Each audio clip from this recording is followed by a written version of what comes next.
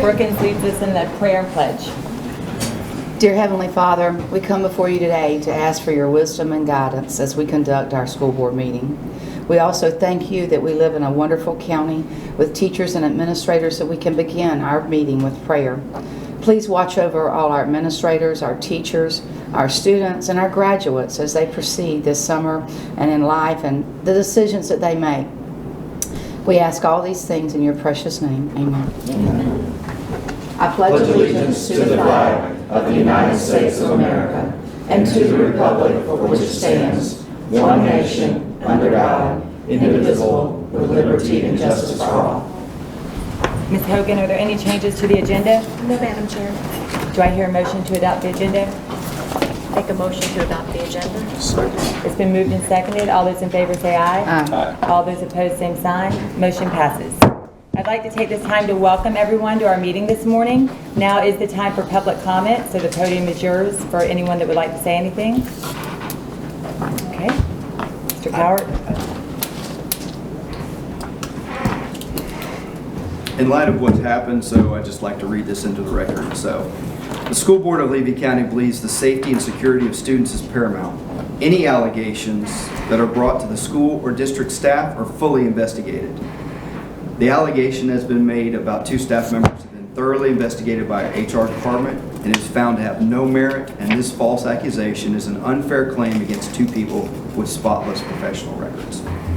Thank you, Madam Chair. Thank you, Mr. Cowart. Thank you, Mr. Cowart. Ms. Custer? Hi. Is it on? Yes. Yes, he has it. Can we come up to the podium? Yes, please. Okay. Thank you for having me. I didn't realize we were going to have such an audience today, so it's nice to see some familiar faces. Thank you, Chair. I should go back. Sorry. That's okay. There you go. Thank you. Okay, so I'm Lisa Custer. I'm the representative of the Migrant Education Program for Levy County. And I'm happy to be here. Thank you for Chris and for Tammy for inviting me. This is just a kind of a quick snapshot of some of the qualifying activities that happen in and around Levy County that our migrant families qualify for. So we've got palmetto berries in the corner, clamming, watermelons, and pine straw. And that's major activity in Levy, Dixie, and Gilchrist counties. Okay, next slide. So Juan Nosa and myself are the recruiters that are designated for Levy. However, we have 6 recruiters that can often be seen across the county assisting in efforts. Our primary recruitment tool is the occupational survey that you have a copy of, and that's given out by the school at the time of student registration. So you can take a look at that, and you can see that we have all different qualifying activities listed there that the parent would choose, whatever it is, if they moved into the county and done any of those qualifying activities. So we've got farming, dairy work, poultry, egg work, planting pine trees, nursery work, commercial fishing, or processing fish products.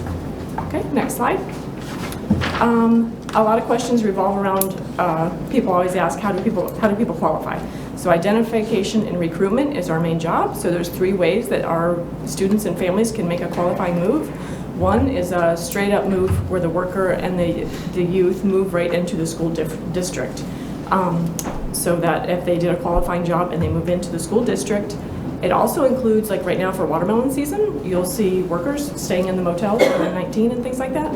If those workers are eligible for a free and public education, so if they're 21 and under and have not graduated or gotten a GED, then we recruit those workers, even though they're here temporarily.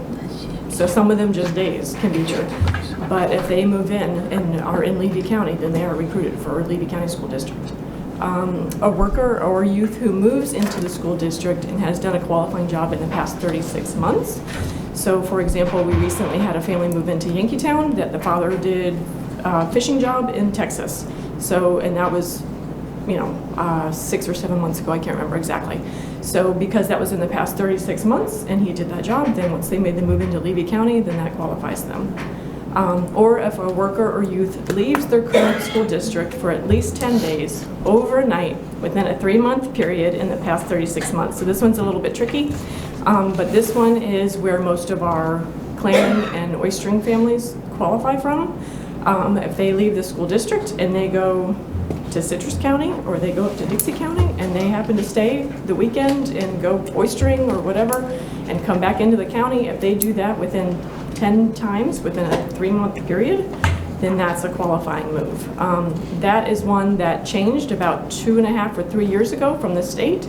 It used to be they could do 3 moves within a 6-month period. So because of that change, we've lost a lot of our fishing families. But maybe that'll change again. So if someone at the state sees what a decline we've had in recruitment for fishing families. Why do you think they changed the policies?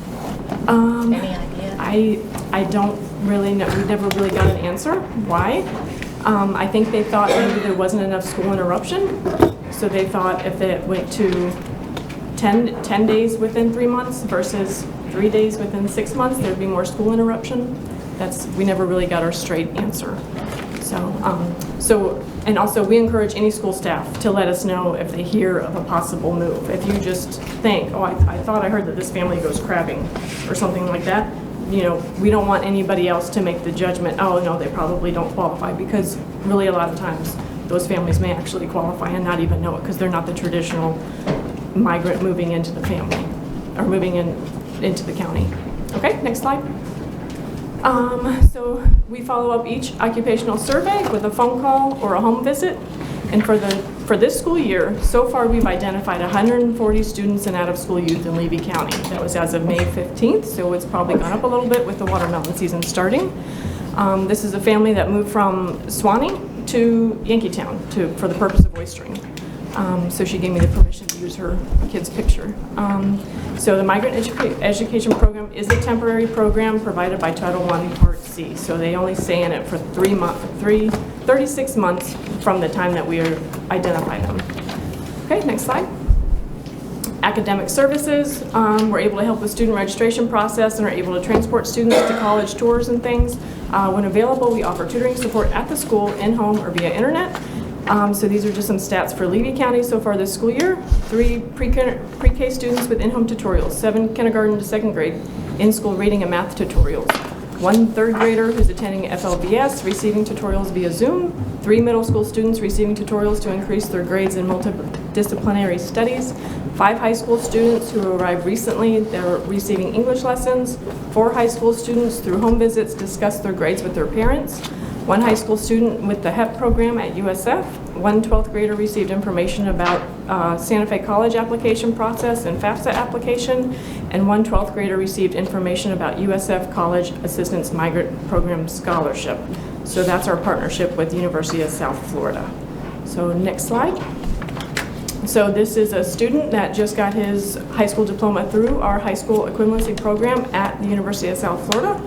I just went to his graduation Friday night at the fairgrounds, so he got to walk there with Hillsborough County students. And that's a program where the student actually lives in the dorm at University of South Florida, and that's available across the state, and that's any migrant student who qualifies for that would go to the University of South Florida to do that program. Okay, next slide. So this is kind of above and beyond what we normally do. So the MAP has formed several great partnerships. This year, the Rural Women's Health Project received grant funding to provide food bags for our families. Since the beginning of the school year, we've delivered 127 food bags to students across Levy County.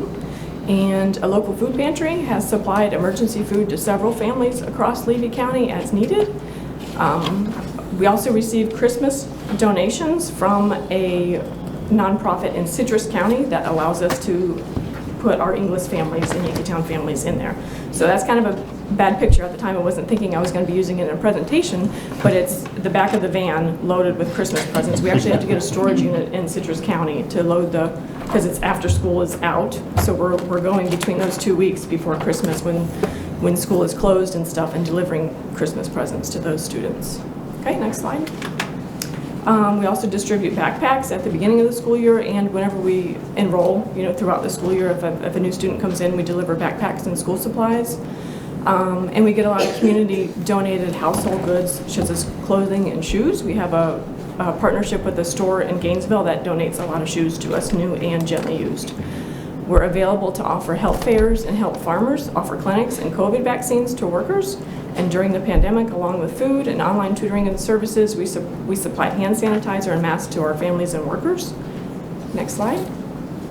And because we do home visits, we often talk with families. If our findings from the occupational survey don't result in finding a migratory student, we can still be asked about school-related issues and services.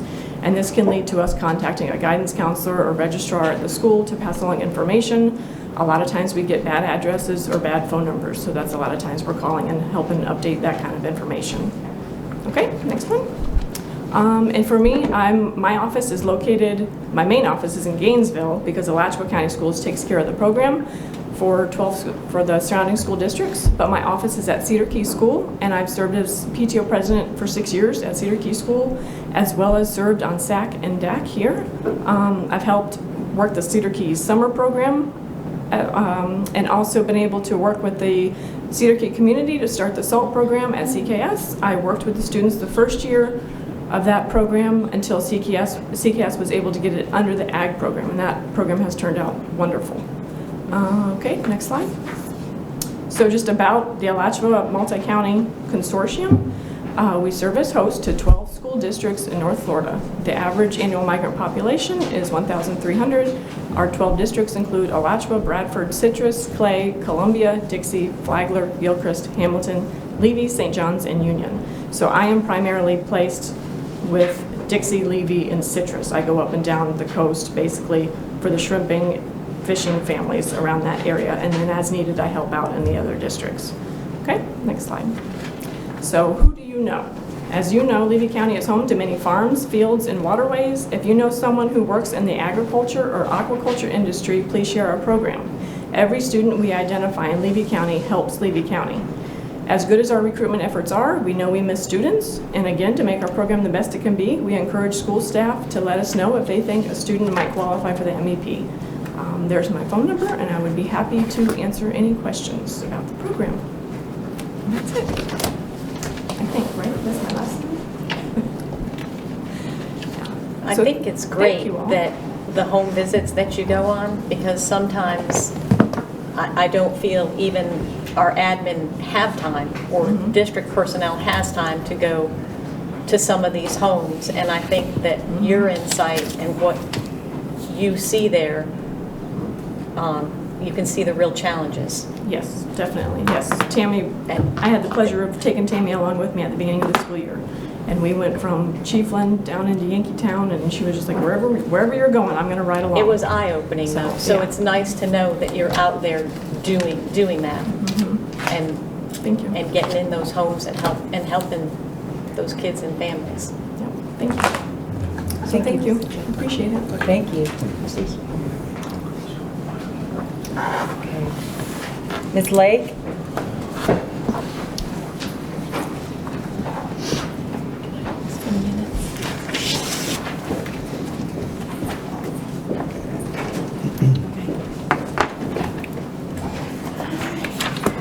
Good morning. Good morning. I'll make this short and sweet.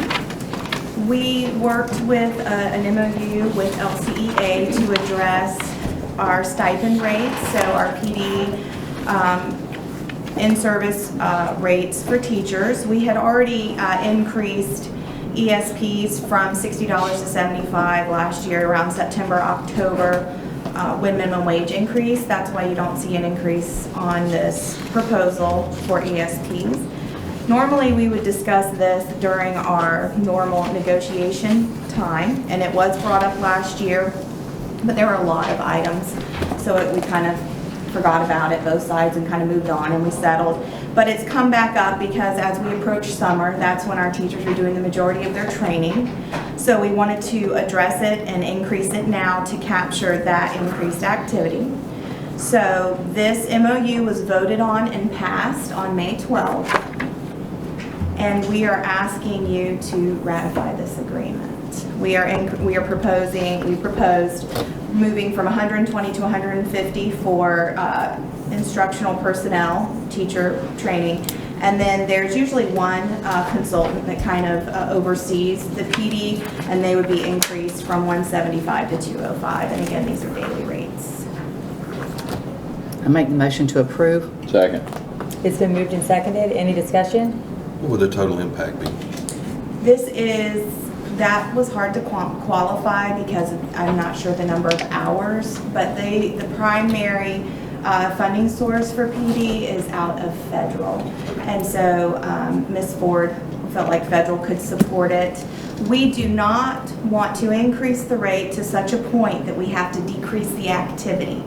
So that's what would occur if you start to expend too much on these trainings. All of a sudden, the access would decrease. That would be the only control mechanism you have. But in talking with the superintendent, he called around to other districts and speaking with Ms. Ford and knowing the majority are coming out of federal, we felt like this was a good increase. Thank you. Any further discussion? All those in favor say aye. Aye. All those opposed, same sign. Motion passes. Thank you, Ms. Slade. Thank you. Mr. Eastman.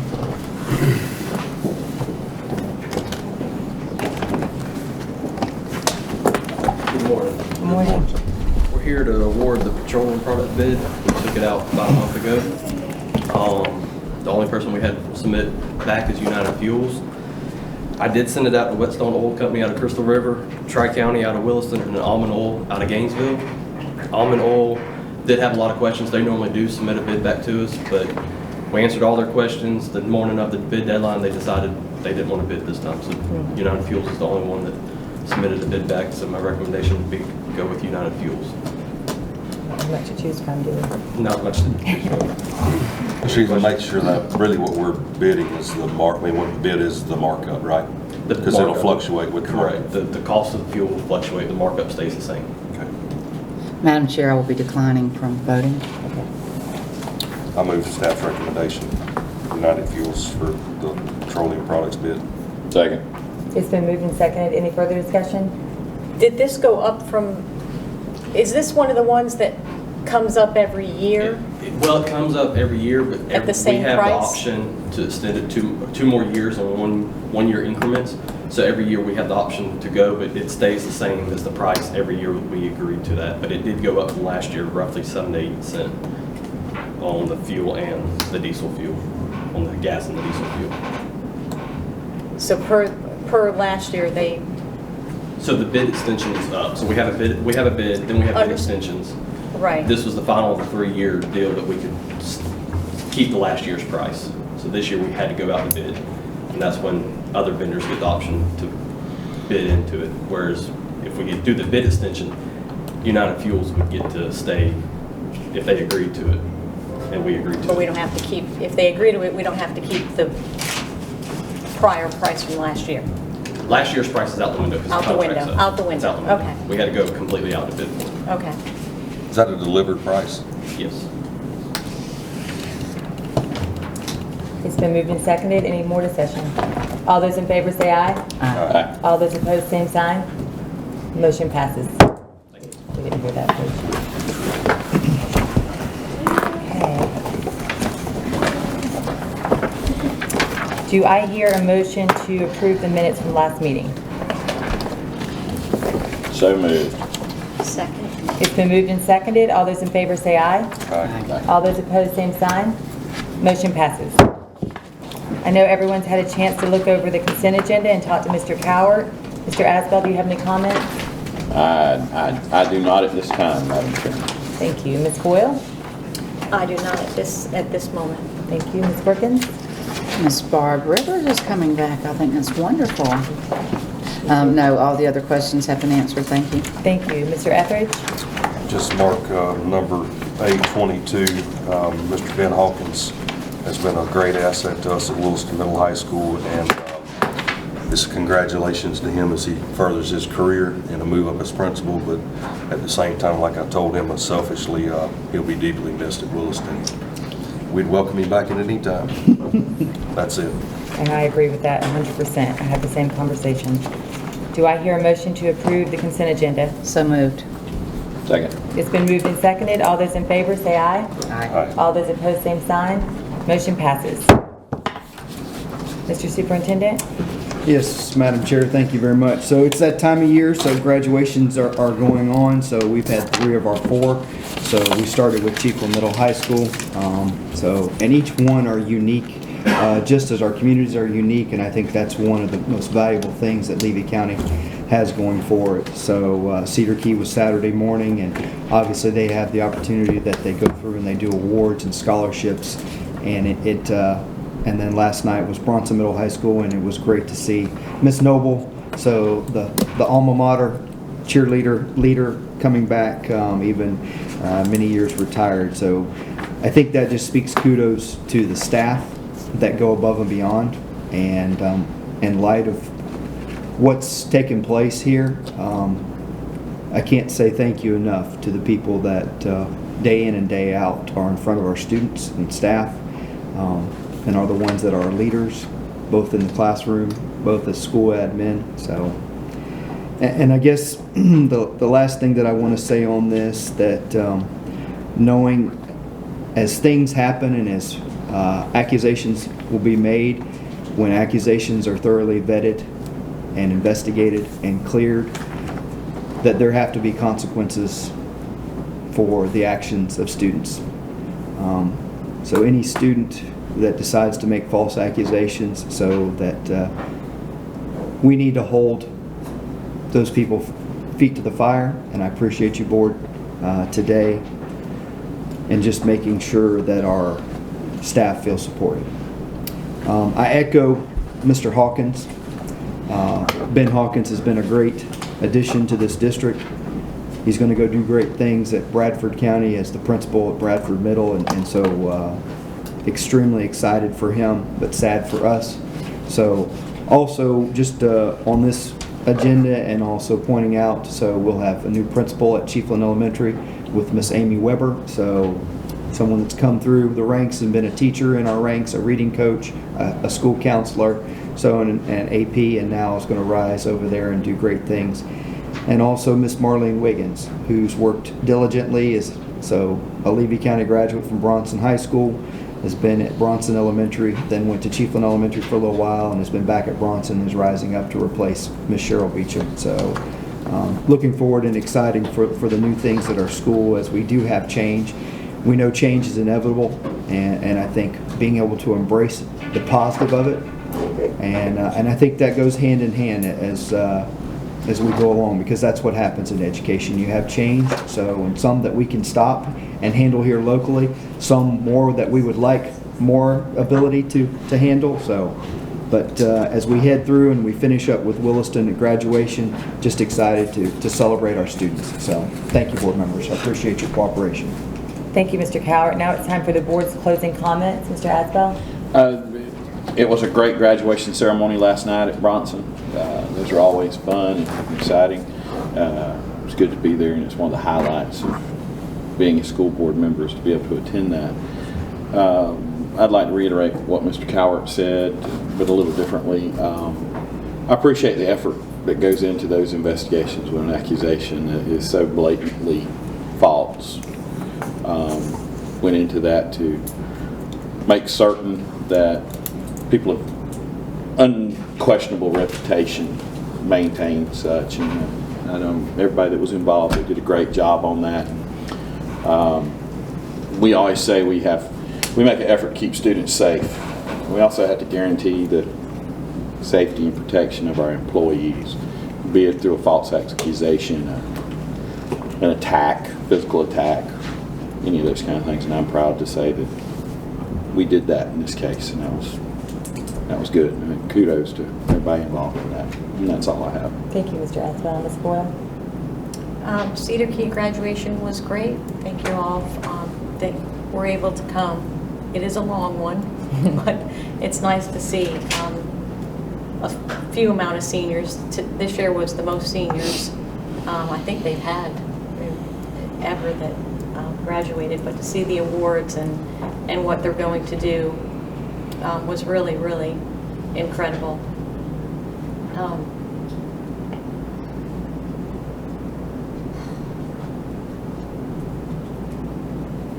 I will echo what you just said.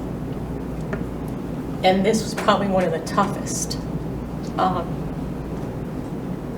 executive sessions that I had to sit through.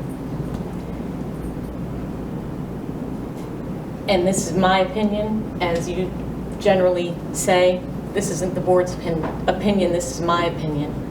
But I would really like to see in such a small area, I don't know what can be done, but local news stations and reporters, that somehow they are also held accountable for misleading questions to superintendents, for statements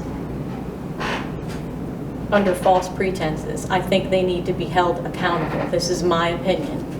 And for running reports on national TV before vetting,